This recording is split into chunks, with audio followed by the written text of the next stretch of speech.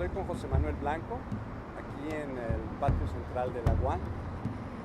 Vamos a hablar de manglares para Jaltenpa TV.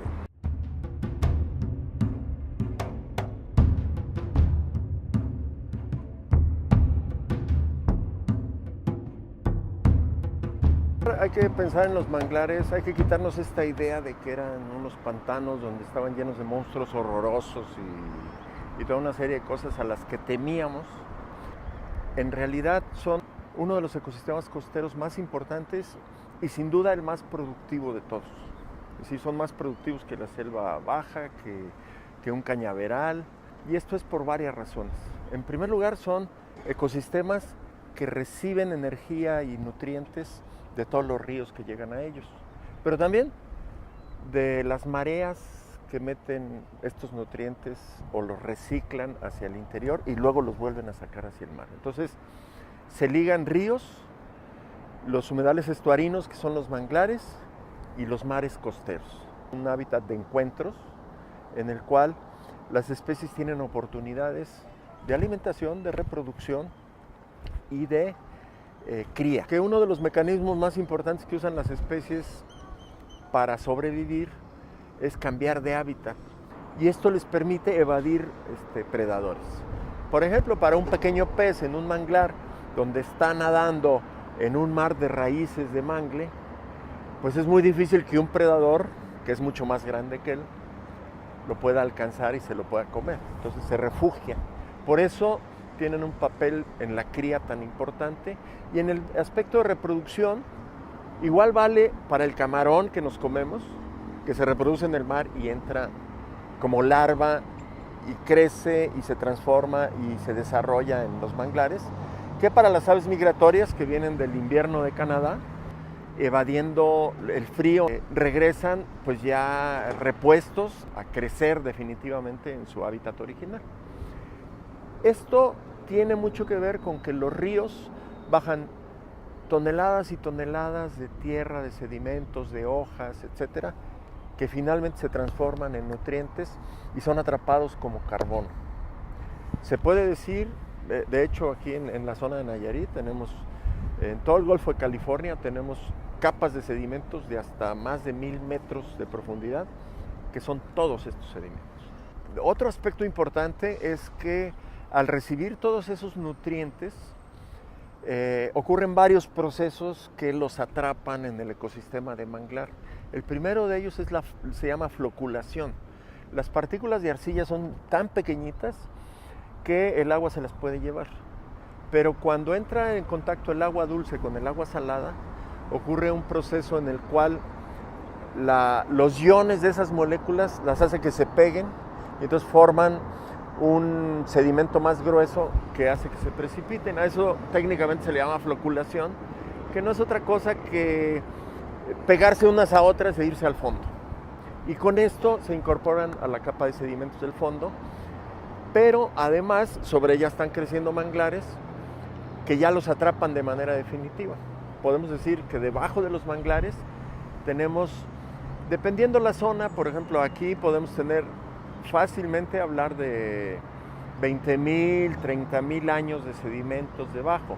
Si nos vamos al río Mississippi, por ejemplo, podríamos hablar de que ahí se encuentran millones de años de sedimento debajo, ¿no? ¿Por qué? Pues estamos hablando de una cuenca inmensa, ¿no? Y todo es proporcional. Los manglares están en las zonas costeras tropicales, desde el sur de Brasil hasta el norte del Golfo de California, por un lado, y por otro lado en Florida, al norte de Florida. En todas esas zonas donde hay manglares siempre hay ríos, o la mayor parte de los manglares se desarrollan en zonas de ríos más o menos caudalosos que llevan sedimentos, y donde eso ocurre siempre hay población humana. Entonces esto crea un conflicto. La población humana tradicionalmente, a través de la agricultura, la ganadería, la pesca, la actividad forestal inclusive, pues siempre han creado una gran presión de uso. Pero recientemente, pues podríamos decir que una presión equivalente o incluso aún mayor en algunos casos puede ser el turismo, ¿no? Realmente tiene que haber un esfuerzo muy grande. El turismo, por ejemplo, ya ha representado una pérdida enorme de manglares en Quintana Roo, la zona de Cancún, toda esa zona, porque pues vale tanto el dinero y hay tanta intensidad en la actividad turística que sucumben a la tentación de irse sobre los manglares, ¿no? Y esto crea conflictos porque es ilegal, pero hay algunos que piensan que es más vale pedir perdón que permiso, ¿no? Desgraciadamente. Ahora, también hay riesgos naturales. Los manglares siempre han dependido, como todas las costas, de la oscilación del nivel del mar. Si el nivel del mar sube, evidentemente va a inundar los manglares, pero eso no ocurre en un día, esto ocurre en miles de años. Y entonces el proceso normalmente inunda la parte frontal y mata esos manglares, pero como ya subió el nivel, la marea entra más, entonces atrás crea una zona donde los manglares van a colonizar y se van a ir desplazando hacia arriba. Esto naturalmente ocurría sin que nada se los impidiera, salvo que hubiera sistemas rocosos que impedían que se pudieran desarrollar atrás. Ahora que el hombre ocupa esas zonas, ya no lo puede hacer porque ahora tenemos estanques de camarón, tenemos edificios turísticos, tenemos toda esa serie de cosas que ya no permiten la migración de los manglares conforme el mar sube. Y entonces esto, pues lo que está ocurriendo es que los que se van muriendo, pero no son reemplazados por los que deberían estar creciendo zonas más arriba.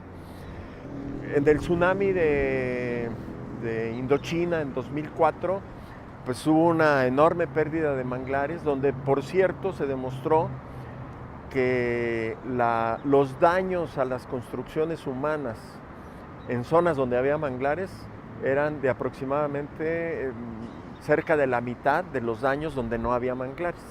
¿Esto qué quiere decir? Bueno, pues que los manglares absorbían gran parte del impacto de una ola de 15 metros, como fue la que ocurrió en Banda C, por ejemplo, ¿no? En la zona fuerte del tsunami, que es otro efecto.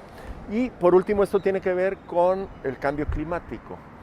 El cambio climático genera un calentamiento del mar. Al calentarse el agua se expande y al expandirse aumenta levemente el nivel. Si esto se junta con un año del Niño, que se calienta más el mar, pues es doble.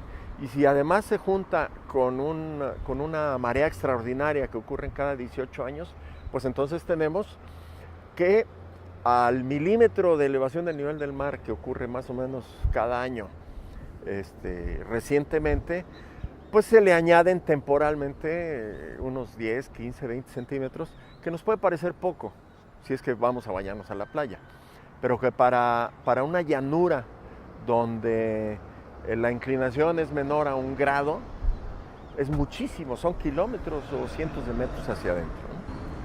Si vamos a salvar a los manglares, tenemos que cambiar nuestra relación con los manglares. Nos prestan una gran cantidad de servicios que son muy importantes.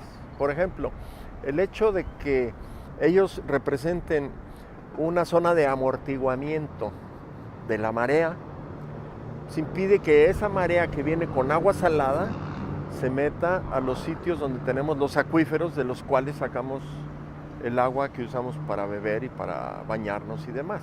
Se calcula que 1 hectárea de manglar produce alrededor de 1 tonelada de pescados y mariscos por año. Entonces, bueno, la industria turística también requiere de pescados y mariscos para su consumo, porque además forma parte de una expectativa de cualquier turista llegar a una playa y comerse un pescado, camarones, etcétera, ¿no?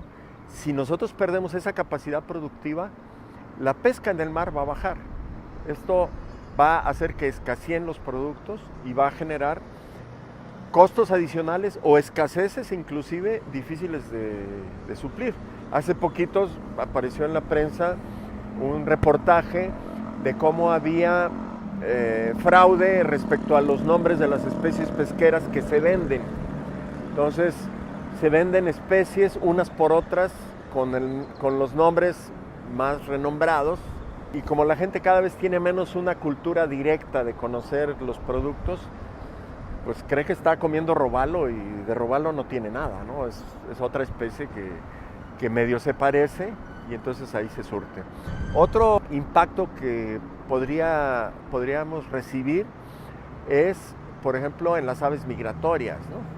Las aves migratorias podrían estar perdiendo su hábitat de estancia invernal y entonces esto repercutiría en la población total, pero no solo aquí, repercutiría en Estados Unidos o en Canadá o en Argentina, depende de dónde vengan esas especies. Ahí con un impacto, en este caso, entre otras cosas, para una industria cinegética, ¿no? que allá es importante y donde muchas de esas aves forman parte de un permiso de cacería, por ejemplo, ¿no? Otro tipo de daños que podemos tener es la erosión litoral. Tenemos zonas donde los manglares han representado la protección respecto a la erosión litoral y lo que decíamos hace rato del tsunami, ¿no? O sea, representan un amortiguamiento del impacto de una ola gigantesca como suele suceder en los tsunamis, más la cuestión de la contaminación. Toda el agua, cada vez el agua de los ríos baja más contaminada. Y esa contaminación, si no pasa a través de humedales sanos, va a entrar directamente al mar. Y entonces, ¿de qué nos sirve tener productos pesqueros y mariscos que van a estar repletos de metales pesados, de organoclorados, etcétera, que nos provocan daños acumulativos, ¿no? Son sustancias que se van acumulando en el cuerpo, que se van bioacumulando y que producen graves daños a la salud, ¿no?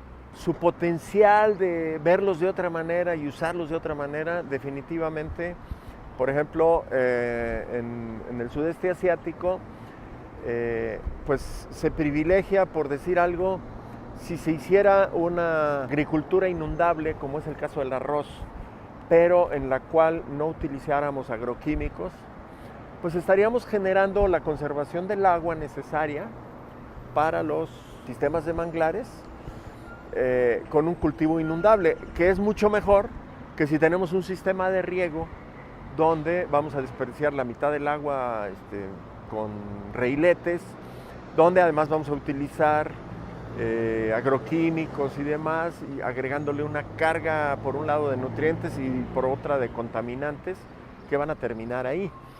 Una segunda alternativa es una actividad forestal inundable. Hay especies que pueden vivir en condiciones de inundación de agua dulce, otras de agua salobre y otras más inclusive de agua salada, ¿no? Como son los mangles.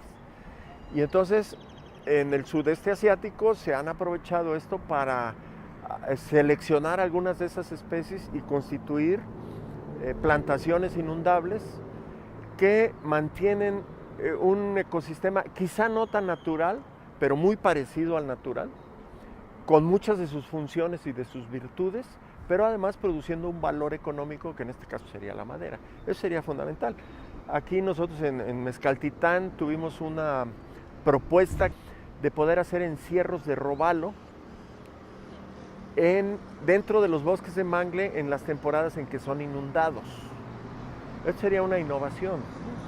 Entonces, creo que tenemos que explorar la visión de que las zonas inundables son inundables porque así son naturalmente.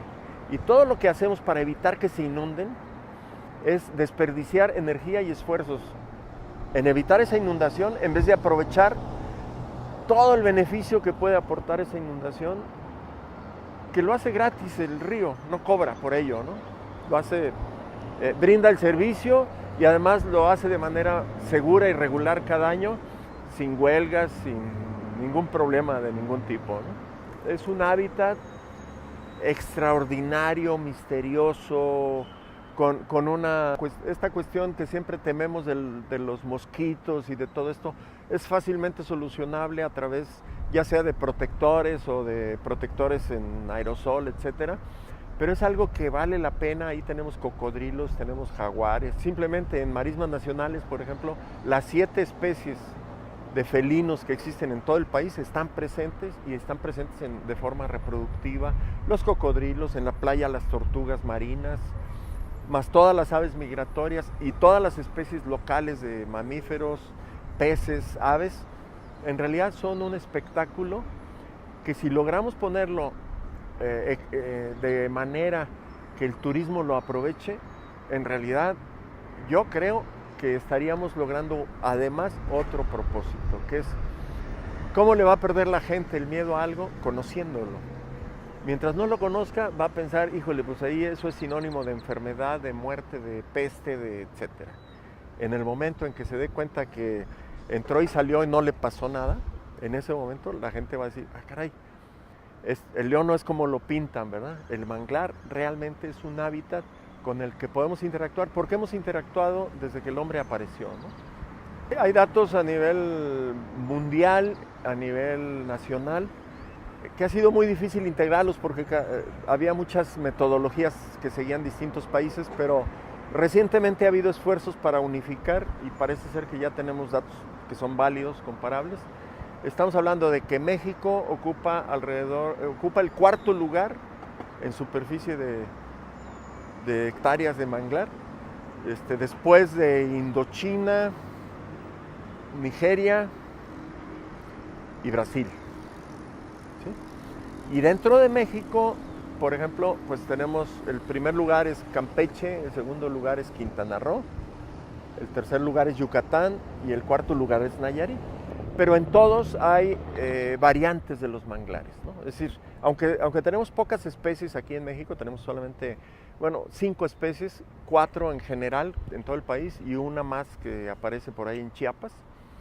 De esas especies, cada una tiene variedades en su fenología, en su aspecto, en su manera de crecer.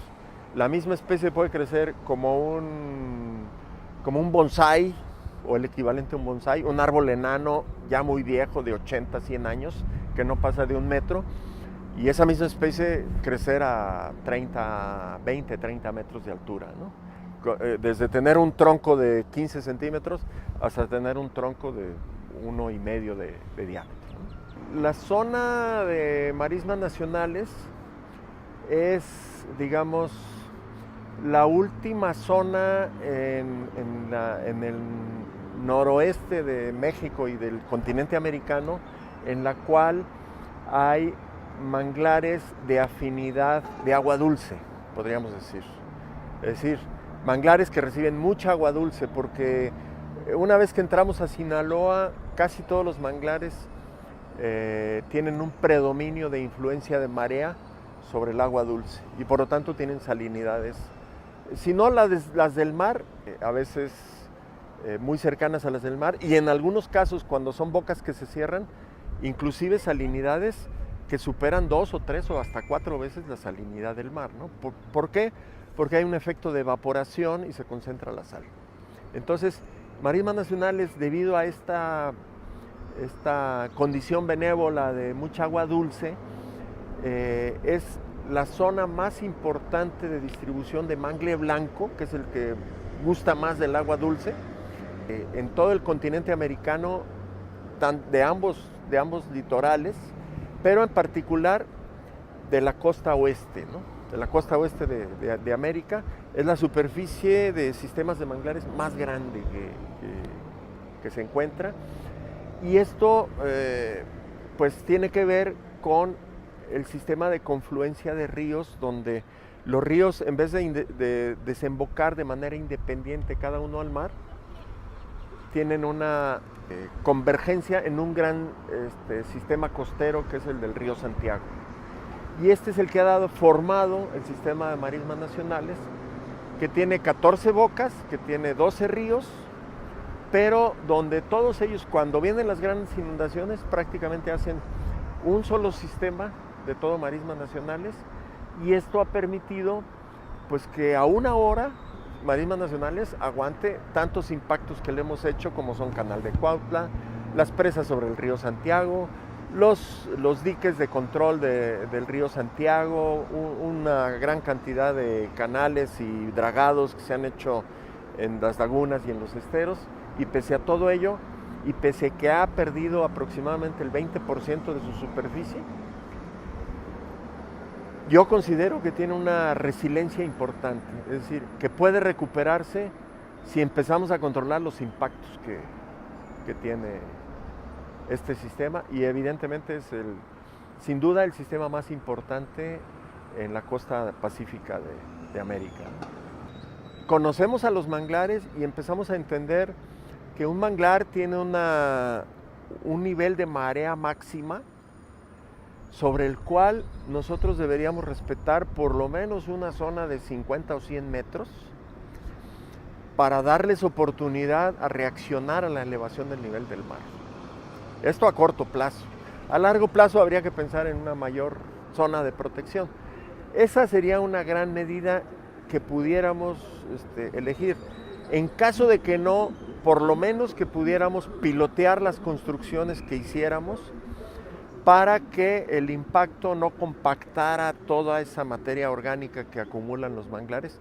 Y la otra es, cada vez que nosotros desmontamos un manglar, estamos enviando a la atmósfera un impacto al cambio climático que es 20 veces o 30 veces más que si desmontamos cualquier selva, ¿no? ¿Por qué?